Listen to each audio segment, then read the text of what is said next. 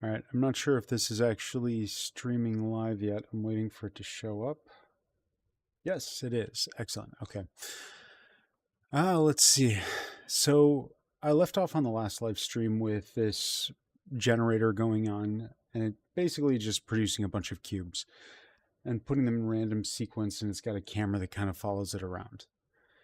So my intent is to have a procedural generator, particularly for the vigilante racing game. Now, having a procedural generator generating lines like this or in just cubes going around in order doesn't really help the end game so much. I need to make some significant changes, but I just needed something that I could start watching and then discover what changes I want to make. So in the game Vigilante Racer, it basically is supposed to be a bunch of floating islands with bridges, roads, and stuff connecting between them that also float, levitate in the sky, etc. Anti-gravity is a common thing in the technology, or in that era. So I needed to start generating floating islands. They won't necessarily be connected, but it also means that this line spiral system isn't necessarily going to help it. However, that doesn't mean I should get rid of it either. So I need a city to be generated. That means that I need concepts of how that structure should grow. I'm trying to think through how effectively I'm going to do that. Let's just bring up a notepad.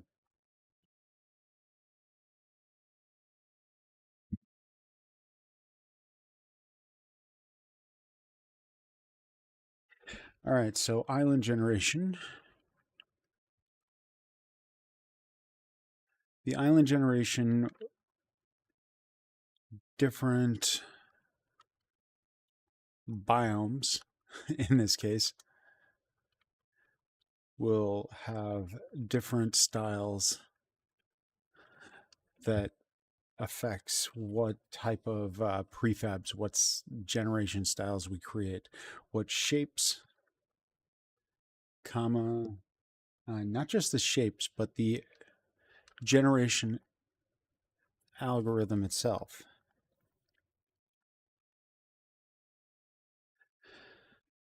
All right, and instead of lines, start with an island shape. Actually, maybe not. Maybe not starting with an island shape, but instead of doing that, stream's current audio bit rate is lower. Wait, does this not have any audio? No. Let's stream's current. It is audio. I've got a really weird message coming up from Unity, or not from. I've got from YouTube right now saying that the audio stream's current bit rate 0 is lower than the recommended bit rate. I would assume a bit rate of 0 would indicate that there's no data coming across at all. I'll have to look into that in my settings, but that's a later thing. All right, let's see. Start with an island shape. So that's not what I want. I don't want to start with an island shape. In this, I want to start out with what the core experience is supposed to be. It's all about driving in the anti-gravity cars. So we want to create a path. Okay, so now effectively a path could look like what we're seeing up there. That the path is, this is kind of the path. It's what we can drive. Now, when it's being generated and we got corners and stuff like that, it shouldn't just be flat 90-degree corners. That wouldn't make as much sense. In some cases it will. The cars can certainly handle it. But in this case, this could be generating the path, and then we could have content get added in between and start to massage the data. So in order to get that to work, I suppose I need to make sure that this stuff doesn't just go purely random, but starts to build in certain areas. In order to achieve that, that means I should probably have this start targeting heading off to certain areas. So it gets a shape. It starts to build out an island. Okay. But this isn't very efficient either because it's backtracking a lot. It goes over the exact same places. I guess maybe I should start with a main road, which would mean that instead of starting with something like this, I actually need something farther apart. It generates points and connects them. Okay, so and those points would be connected by splines. So maybe I should start going to procedural generate a spline in this case. All right, so procedural generate a spline.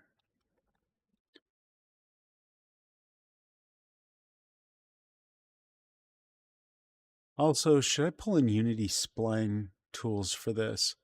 Like it provides some features, but is it worth it just to build my own? If I'm going procedural, then probably I don't know.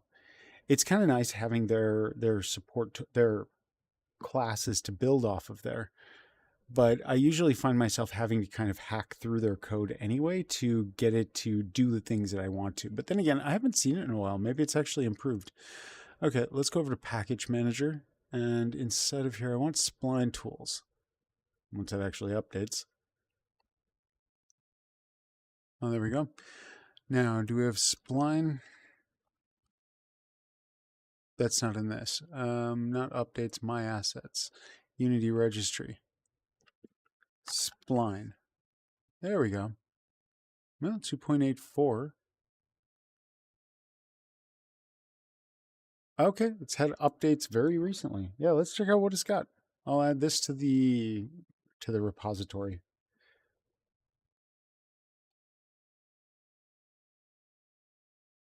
Starts adding.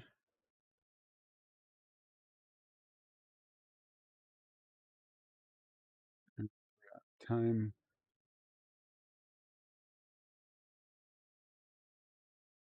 Still loading. Yay. All right, that takes about 26 seconds, I think. Let's see what happens. 25, 26. Do stuff. 30 seconds. Well, it is adding more things. Okay, so what do we do? Generate spline. So let's see. In this case, we need one, create multiple points in space. Two, create a spline around those points. Not around those points, connecting the points. All right, so now it probably comes with a little demo package or something like that. Let's find out what it's got. Packages, splines, comes in here. Hey, open up. Oh, it doesn't put any examples in here. No, I don't care for that stuff. Shader, editor.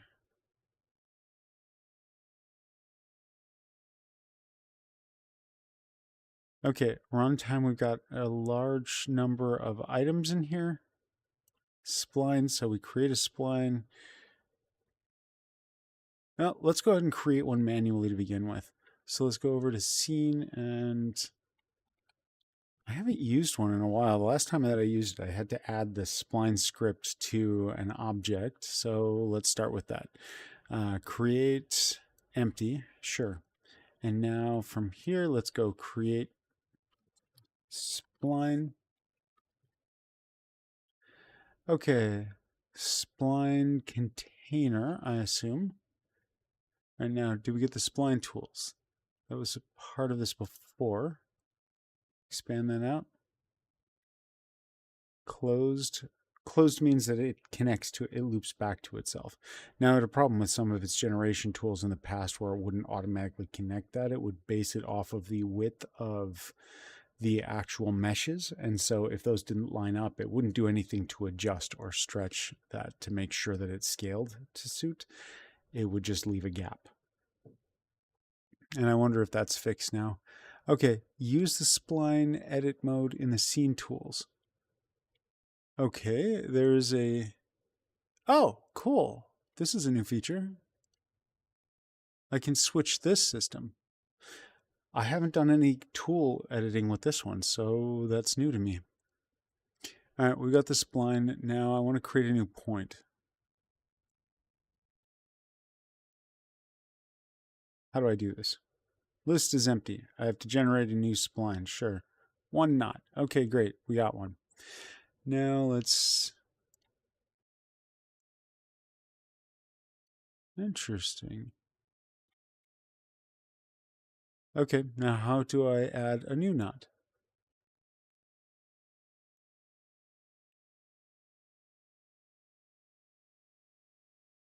Okay, I am missing an option. Let's just add a new knot over here, plus. Hey, that doesn't look like what I want. Oh, what are we doing? No. Why is it? Is this because it's closed? No, it's not closed. It's not letting me generate any additional ones out here, but it is letting me add them to existing points along the lines. That doesn't make... Okay, so let's grab the hand tool and let's just start moving stuff around. Not the whole thing. Okay, individual points. Look at all the things that are connecting that. What?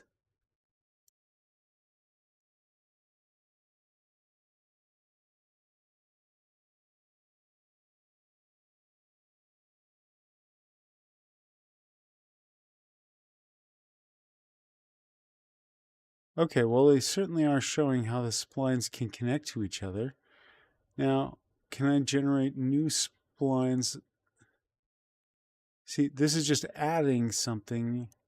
So if I added that there, one there, and one there, how does this actually look? Okay, what's the next one? Is it like an extrude? So spline extrude. There, so now we got a mesh that surrounds it. And what about when I play this? How does this actually look? Does that generate something? Does this get seen together?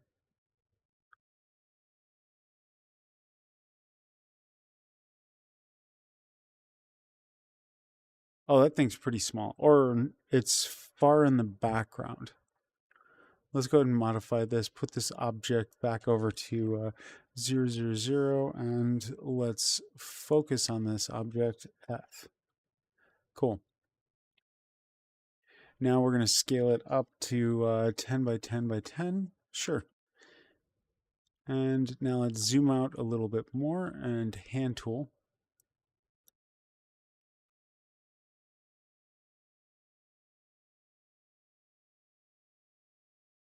Let's drag it off this way. Let it go through the whole thing.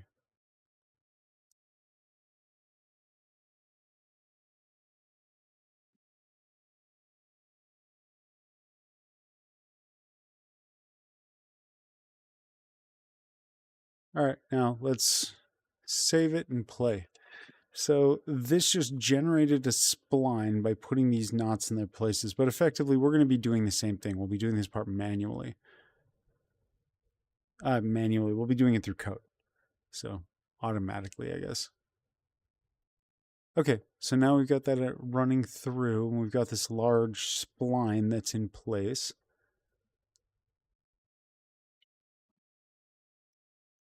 Now, from the perspective of a driver, the pieces that are going to be most important is that they're driving along the road. To begin with, we've got the highway, but then we're also supposed to have the city. So the city is, I'm debating which should be the key points of this one. You know, I'm going to stop this one and let's go over to special and let it live build. Live build, if you didn't see the first one, the first live stream on this, live build automatically replaces that feed that's going up at the top with what's going on. Okay, so what are the key elements that I need? The tracks go between, the skyways are basically highways that go between the different islands. They float in the sky. and they allow it to just be speed. That's its core element, going fast. And then when you get into the cities, you have more negotiation of traffic, more negotiation of turns, corners, angles, driving on walls. But on the highway, you don't really get that. Ooh, I was looking before to create off ramps that were actual roads. What if the off ramps are a part of the highway where it's the highway's going forward, but then the it ramps up the side. So you literally start going sideways, but that's you heading off into a city. Okay, I like that. But that still means that we need to understand the boundaries and entry points of a city. In order to do that, I can't just have biome information. I need to understand where those things are. I need to have some sort of tracking system getting built inside of this. So, oh, that's cool. That seems to be going faster when it's inside of the video player. This thing up here. It seems to be going faster inside of that than it does in the Unity editor. So that's good to know. All right. Now, of course, that's all happening on a single thread at the moment. Well, I mean, rendering, etc., is split up, but there's no physics or anything happening in this case. And this is all game objects right now. Okay, so I need to know about points and I need to be building around those points, or I need to start building and then generate points and then have additional construction happen because of those. So maybe I should start with roads. Should I start with roads? Where I create pathways, I create connections between them, but maybe not. Maybe it's about city generation. In those cases, it wouldn't be cubes like we're seeing now. It would be rectangles, lots and lots of rectangular shapes. Now, some buildings would not hold those natural rectangular shapes. They would have other shapes. But what you're seeing right now is effectively how a lot of the rendering system is going to work inside of this. When we think of worlds that we want to produce, then we think about uh, or when we think about creating large scale worlds where you're going to have lots and lots of detail, lots of things happening. We certainly want to get into things like the instance drawing. So we, instead of making 100,000 draw calls to print 100,000 objects, we want to do maybe 100 draw calls, each one with 1,000 objects. That way the draw call just sends off its information to the graphics card and it has just the information it needs. 64 bytes of data for each one of the positions, scales, and rotations that get held with it.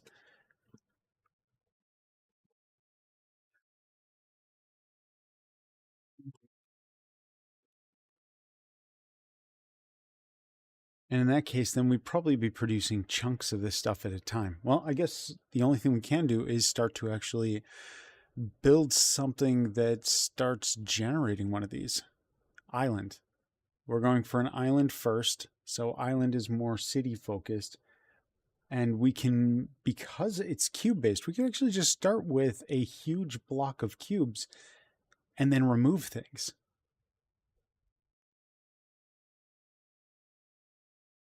Create pathways. So start out with a large tunnel that goes through it, for instance. And that tunnel would be marked out from beginning to end to indicate where roads are going to go. Because the roads will use the splines to follow into it. They create a natural flow for the traffic, and we insert the splines inside of it, but they're going to need a tunnel for that to be. And then on the so the inside is getting generated as like neighborhoods and city streets to a certain degree. And then on the outside, we generate a different set of structures. So along the sides, we might have more expensive places with what's the thing? When you're in like a high rise and you've got a patio that sticks out on the front, a deck, I guess. There's another term for it I can't think of right now. Um, But usually, when you think of rich people, uh, rich real estate, you start to think higher up. So a lot of cases, the higher you are in a building, usually the more expensive it is, like the penthouse. But in that case, I'm kind of questioning if maybe the sides would actually be more considered more rich here inside of this world because you have the best views there. You're right at the side of it. You have the best views. Hmm.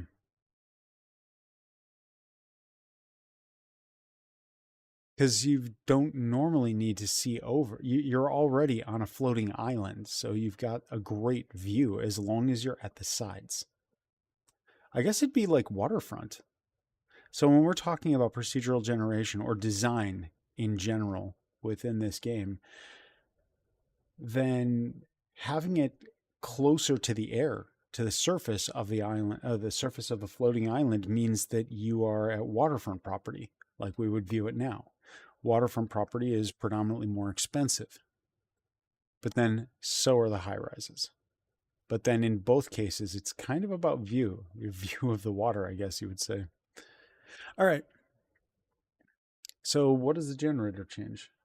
Generator islands start with a cube, and then we will start to dissolve elements away. The only problem with that is how do I visualize it? I have to visualize how that's going to show up.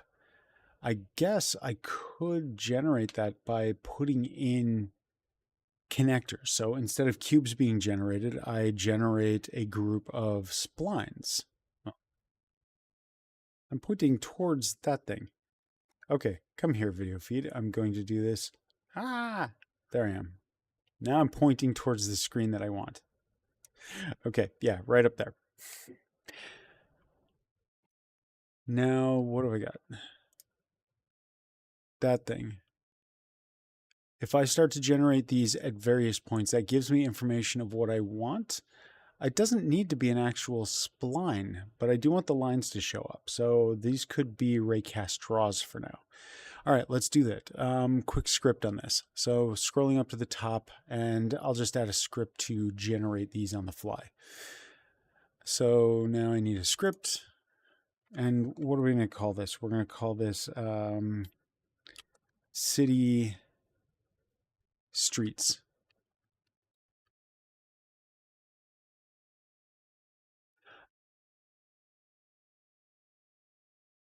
In this case, maybe we're starting to get into some of the other stuff. So let's go with island. So if I call this island, the concept of an island being an individual floating unit of city, like consider it more like a neighborhood block or a neighborhood. So you've got different neighborhoods and they might be connected to other neighborhoods directly, or they might have roads only that go between, bridges that go between them to connect them. So you can have a neighborhood that is isolated all to itself. All right, so island needs to hold on to the data for a city. So inside of here, let's just get rid of this stuff and we're going to call it this holds the data for a city. Now, do I have anything else going on in there? No conversation, no views. All right. This holds the data for a city.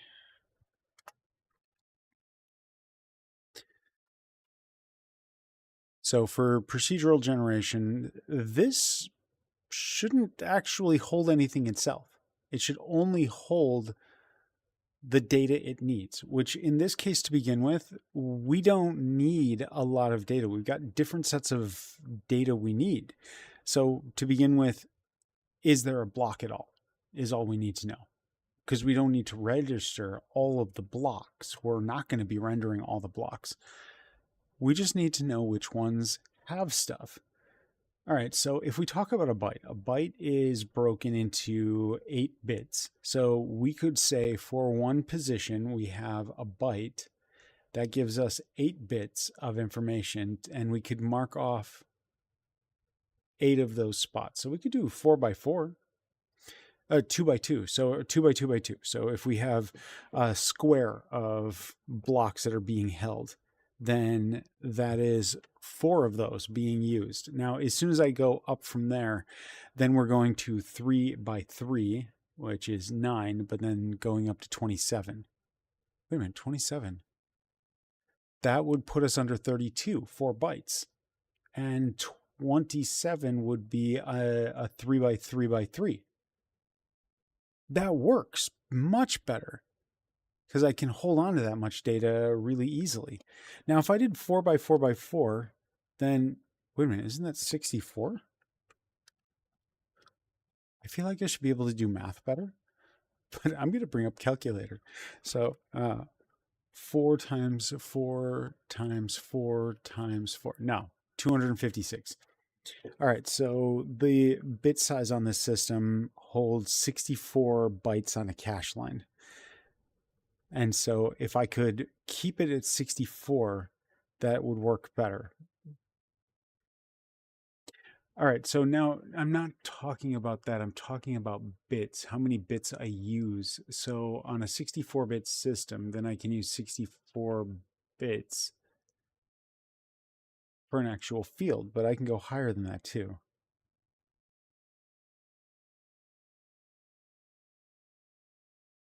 Forget about that. I'm not going for a huge amount of efficiency yet. I need the design to work. I'll get back into how to improve efficiencies later. So for now, big block of memory. This holds the data for a city. Okay, this holds the data for a city. Start with a large cuboid. We'll go with that. With a large cuboid, random size in ranges. Okay, so then we need a certain amount of data to hold that. It might as well just be a 3D structure of data for how it houses it in the first place.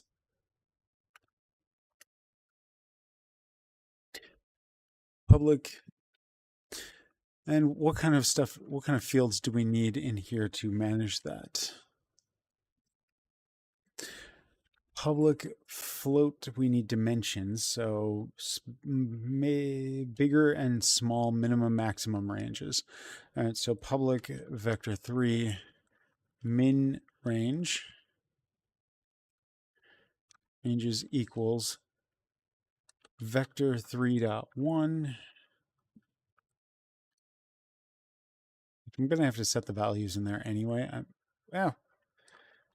Vector 3.1 times, this is minimum, so let's go with 100.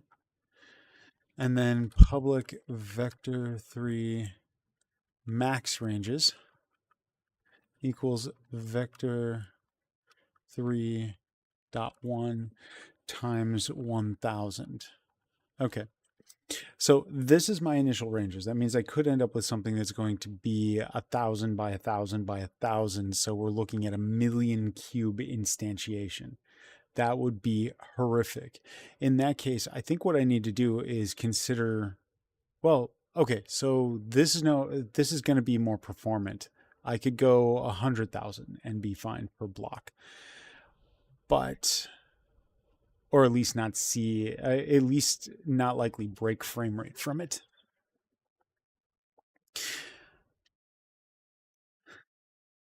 And with this one, we're not changing out any of the prefabs for different types of prefabs yet. So for now, public, it's not the game object I want. Public mesh. And this is going to be, we'll just call it mesh. Public material.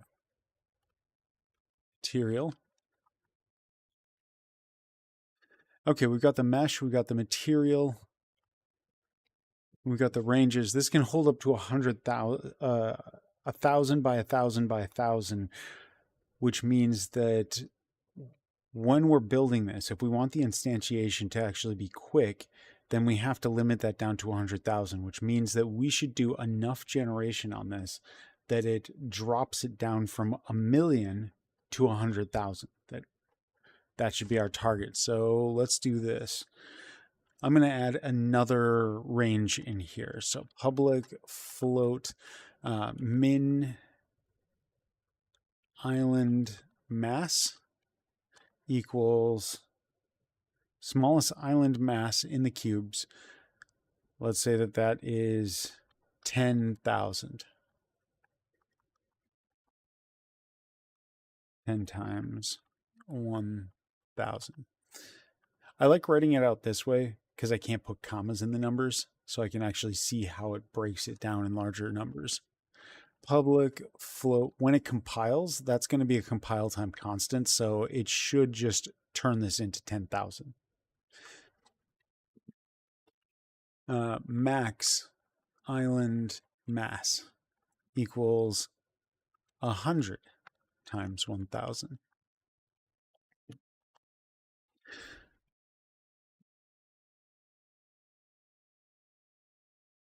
Now what have I got? Public float.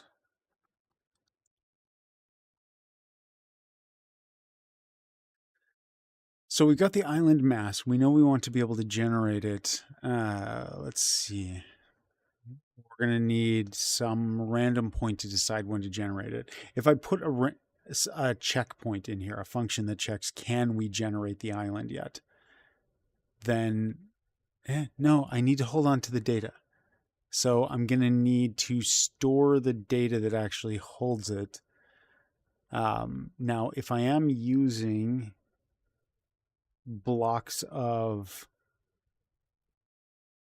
if I am using the blocks where I use the bits, 32 bits or only 27 of those bits to identify the individual cubes that are around it in a 3x3x3 segment, that does save quite a bit of the data mass that I'm going to need, at least to begin with. I still have to generate the, oh, wait a second. I'm not generating the interiors of any of it. So that means the less complexity I have in here, then the less surface area I will theoretically have as well.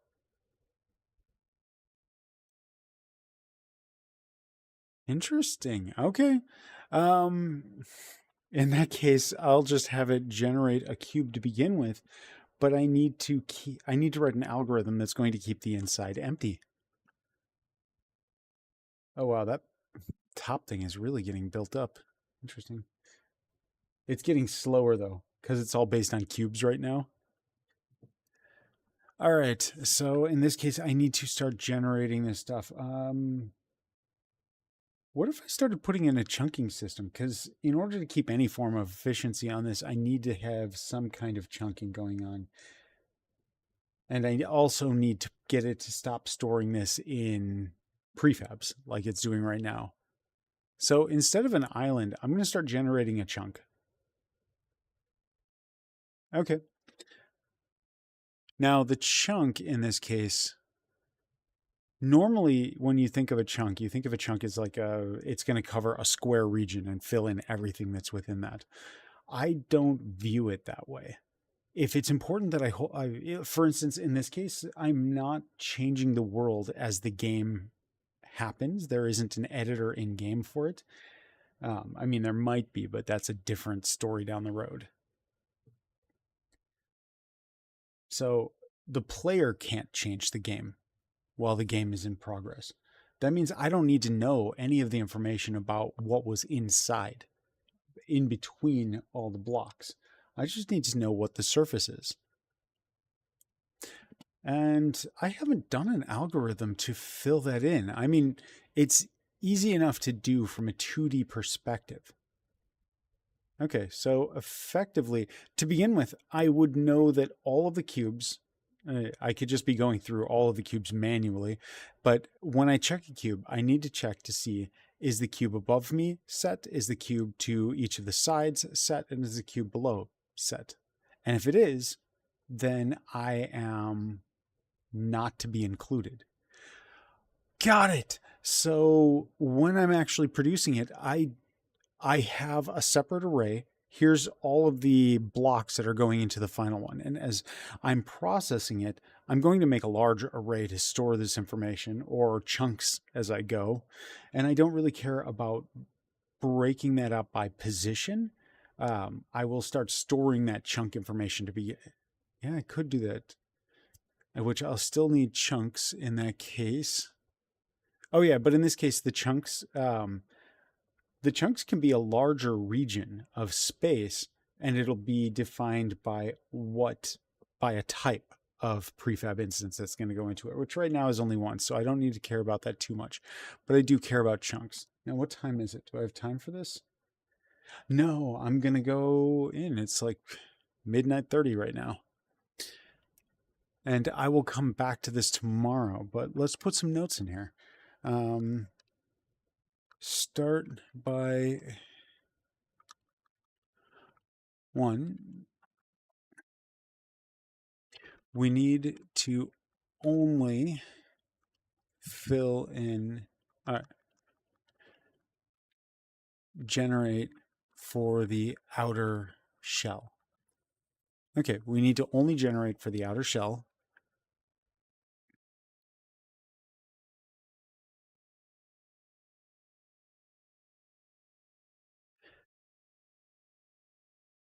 What? Shift enter produces a duplicate? Just enter. Okay. I did not know that for writer. Shift enter produces a copy of the same script that you have up there, so you can, I guess, scroll to different points. And Visual Studio has the option to just drag down from where you are, but that doesn't put side by side, it's top to bottom break. Either could work, I guess. All right. So we need to only generate for the outer shell. Second off, after to generate for the outer shell, so we've got the large cube, generate a large cuboid in the range, give opportunity to execute. I guess what we call this, like biome tools, procedural shaping, procedural shaping algorithms, which doesn't matter to begin with.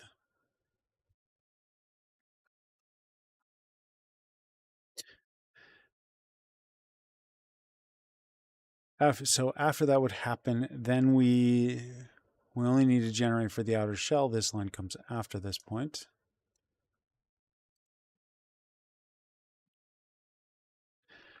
Fill from this data is stored in 32-bit integers. Actually, 64 bytes to a cache line. If I'm going for the byte offsets, if I'm pulling these into registers on the CPU, it's going to be faster if I have it offset to the actual byte. So using 4 bytes in this case actually makes sense. Now I could pull in like up to 16 bits at the same time, 16 bytes at the same time, or 128 bits. But would that give me a useful point of separating that out? So 4 by 4 by 4, that's 256. And so the bits, I would have 128. That's not going to be helpful to me.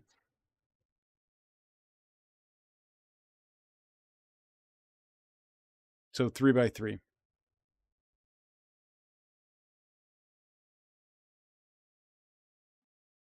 Okay. Yeah, 3 by 3, and I can use masking to determine what I should be doing with each of them. And that's for detection only. Then I just need a function that separates it out. I can use a modulus to determine where I am. So when I say at position 3, it needs to know that that's actually from position 1. So we use the modulus, and then we subtract an offset starting off the 1 to 0. Okay, so we need to only generate for the outer shell. store in the 32-bit integers.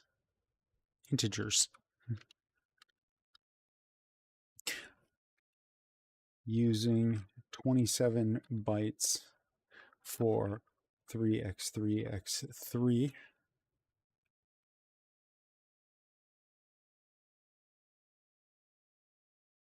to array.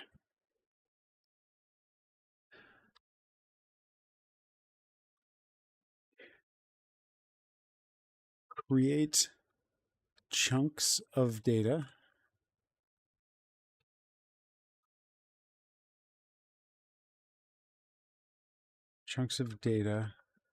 filling in.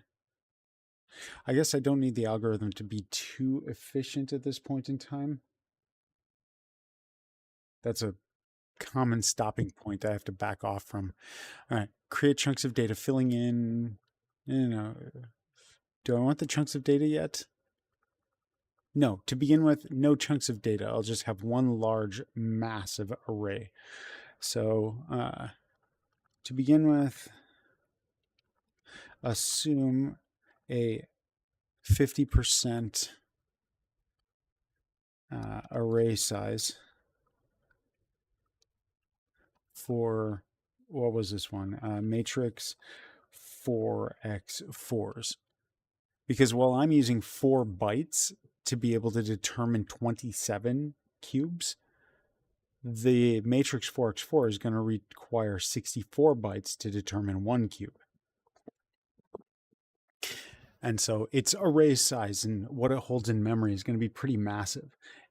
But I shouldn't need to go anywhere near there. However, if I have this, and that's 100,000, you know what? Let's just set the max to 100,000. Assume an array size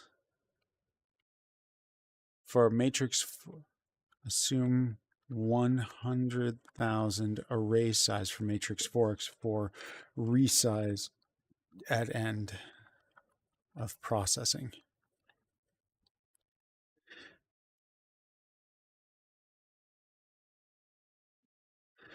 Okay, and how do I get it from the outer shell only? And that is when generating from its position from its 1/on/true in the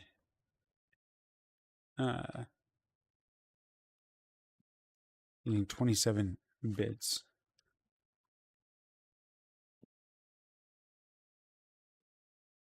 In the 27 bits / array, if above, below, and sides are solid, then ignore. Are true, are 1, do not put into the blocks. Okay, and let's just change this to 1 over here. If it's position 1 in the 27 bits, if above, below, sides are 1, do not put into the blocks. Great. Next, render the blocks. Now, in this case, I'm not producing. Oh, this is getting slower now. Yeah, its frame rate is definitely dropping down. It's probably eating up a lot of memory too right now. Okay, render the blocks. We need to render the blocks. So in this case, we're not generating or showing all of these cubes as we're working with them. We're actually producing this block in memory and not rendering it. That way, when we actually do produce the data that needs to be rendered, we can cut out whatever's there. Okay, render the blocks, and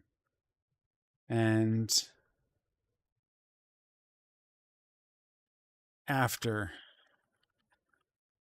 addressing its size. Now, in this case, the first thing we'll be generating is a cube. And we should check that when we go inside of it, like then we go inside of this giant cube, that we should see the outer walls of the cube and nothing on the inside. There should be no cubes on the inside of it. Test, validate that there are no cubes on the inside. I could also start this off with a much smaller cube, like do something that's like 50 by 50 by 50. Or 100 by 100 by 100. There we go. Start at the smallest one. Put in random variation afterwards. All right, I'm going to leave this at this mesh